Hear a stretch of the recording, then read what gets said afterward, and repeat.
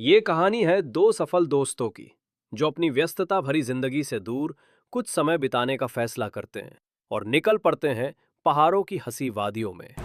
घने जंगलों से घिरी पहाड़ी सड़क, रात का समय। अपनी चमचमाती लग्जरी कार में दोनों दोस्त निखिल मेहता और विवेक कपूर निकल पड़े सुकून की तलाश में पहाड़ों पर। लेकिन उन्हें नहीं पता था कि ये सफर उनकी जिंदगी का आखिरी सफर बनने वाला है। अगली सुबह एक चरवाहे की नजर घाटी में पड़ी एक टूटी हुई कार पर गई। कुछ ही मिनटों में पुलिस घटनास्थल पर पहुंच गई। कार करीब 500 फीट नीचे चट्टानों में फंसी हुई थी।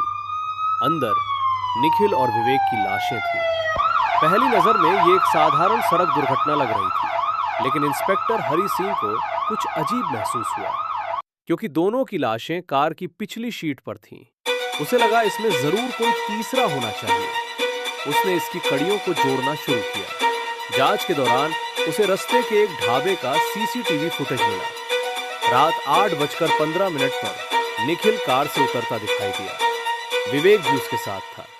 दोनों आराम से चाय पी रहे थे, लेकिन 20 मिनट बाद फुटेज में कुछ ऐसा दिखाई दिया जिसने पूरी जांच की दिशा बदल दी।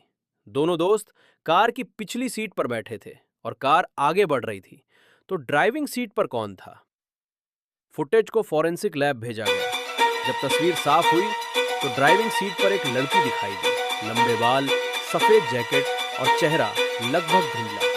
वो कौन थी और दोनों दोस्तों के साथ क्या कर रही थी? इंस्पेक्टर हरि ने निखिल और विवेक की पूरी जिंदगी खंगाल डाली। बैंक रिकॉर्ड, फोन कॉल, व्यापारिक संबंध, पुरानी दुश्मनी, लेकिन कुछ भी नहीं मिला।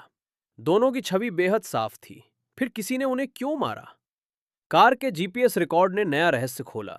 ढाबे से निकलने के बाद कार 15 किलोमीटर तक सामान्य चली, फिर एक सुनसान जगह पर 12 मिनट के लिए रुक गई।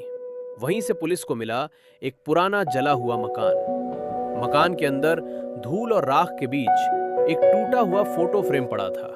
उसमें एक लड़की की तस्वीर थी। पीछे लिखा था आर्या 2019। और यहीं से शुरू हुआ इस कहानी का सबसे खतरनाक अध्याय।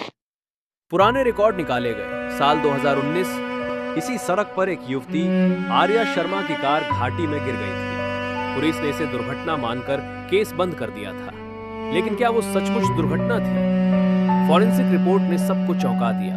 निखिल और विवेक कार के खाई में गिरने से पहले ही मर चुके थे। उनके शरीर में एक शक्तिशाली नींद की दवा पाई गई। अब यह तय हो गया कि यह दुर्घटना नहीं बल्कि हत्या थी।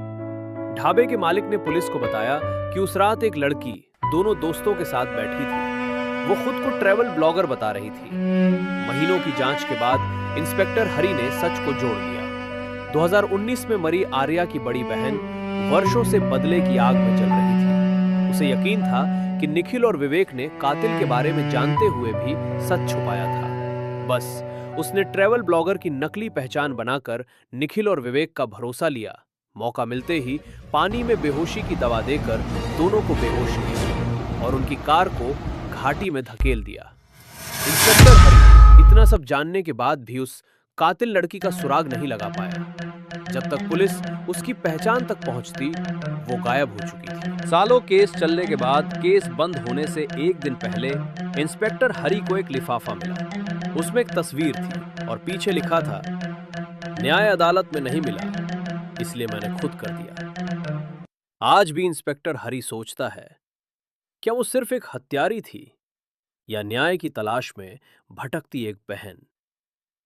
कहानी कैसी लगी? कमेंट